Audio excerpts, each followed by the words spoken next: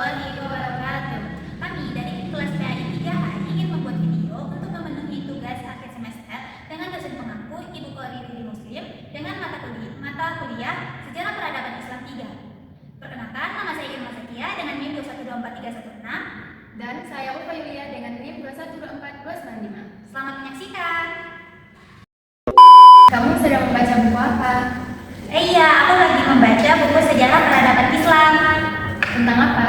Ya, saat ini aku lagi membaca buku materinya itu tentang sejarah peradaban Islam modern di negara-negara Islam dan non-Islam di Asia Tenggara. Mengapa jalur perdagangan menjadi faktor penyebaran Islam di Asia Tenggara? Nah, jalur perdagangan menjadi faktor penting dalam penyebaran di Asia Tenggara karena orang-orang Islam pergi ke Asia Tenggara itu bukan hanya sekedar untuk berdagang, tetapi dia juga menyebarkan agama Islam melalui sifat jujur, berakhlak baik. Nah, jadi dengan sifat itu secara terus-menerus masyarakat itu tuh lebih tertarik dengan ajaran agama Islam ini karena interaksi yang setiap hari ini, sehingga masyarakat itu ingin mengenal Islam dan mulai memasuki agama Islam. Jadi penyebaran agama Islam ini di Asia Tenggara ini melalui perdagangan ini sangat damai, tidak terjadi. Apa pengaruh hubungan Brunei Darussalam dengan Kesultanan Malaka terhadap perkembangan Islam di Brunei Darussalam? Malaka ini merupakan pusat perdagangan yang terjadi di Asia Tenggara. Nah, sehingga melalui jalur perdagangan dan pendidikan itu masyarakat Malaka ini lebih mudah menerima agama Islam dan masyarakat ini lebih mudah masuk seperti itu. Mengapa peran Sultan sangat menentukan dan menjadikan Islam sebagai agama resmi negara? Nah, peran Sultan itu sangat menentukan karena Sultan itu kan memiliki kekuatan dalam memerintahkan masyarakat dan sebagai pemerintah juga. Jadi, jikalau Sultannya itu beragama Islam, maka otomatis secara tidak langsung masyarakatnya itu juga ikut dengan mengikuti agama Sultannya ini. Nah, kemudian Sultannya ini bisa menjadikan agama Islam ini sebagai agama resmi di negaranya. Kemudian Sultan ini juga mendukung dakwah penyebaran agama Islam ini. Jadi memang sangat berpengaruh sih Sultan ini. Bagaimana kondisi masyarakat Thailand memengaruhi cara dakwah dan penyebaran Islam di wilayah tersebut? Di Thailand ini minoritas agama Muslim, tetapi cara dakwah mereka itu sangat mempengaruhi. Seperti mereka itu berdakwah mengikuti budaya yang ada di situ, budaya di Thailand ini, supaya tidak terjadinya konflik di dalam penyebaran agama Islam ini. Nah, melalui pendidikan, mereka itu lebih berfokus kepada pendidikan dan hubungan sosial. Jadi supaya ajaran agama Islam ini tidak tertinggal gitu.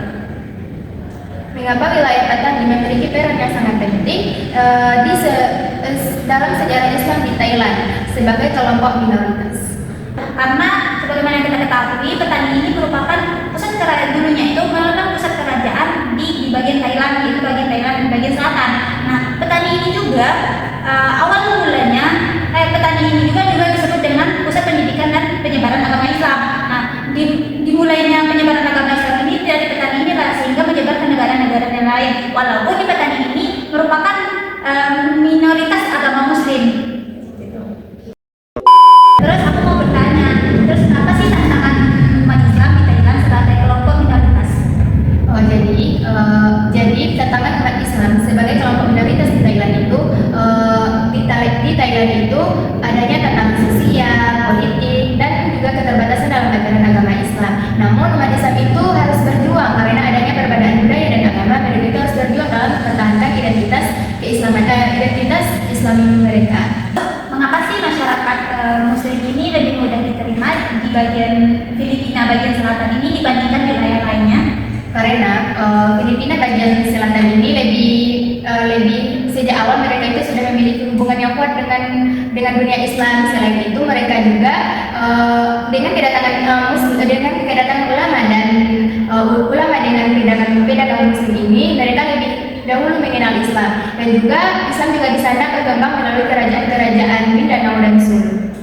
Apa sih peran ulama dan pedagang dalam proses Islamisasi di Filipina? Jadi peran ulama dan pedagang dalam proses Islamisasi di Filipina itu, para pedagang itu menyebarkan Islam dengan cara berdagang, sedangkan ulama menyebarkan Islam dengan cara berdakwah dan pendidikan agama. Keduanya saling menyebarkan agama Islam dengan pendekatan damai dan mudah diterima oleh masyarakat. Dan bagaimana sih pengaruh budaya lokal terhadap penerimaan Islam di Brunei, Thailand, dan Filipina? pengaruh budaya lokal terhadap penerimaan Islam di Brunei, Filipina dan Thailand. Islam itu disampaikan dengan cara disesuaikan dengan adat dan tradisi masyarakat setempat, dan juga hal itu membuat ajaran Islam tidak bertentangan dengan budaya lokal, sehingga Islam mudah diterima dan berkembang. Kita kan sebagai mahasiswa PHI ini, mengapa sih penting mempelajari sejarah perkembangan Islam di Asia Tenggara ini bagi kita untuk mahasiswa PHI?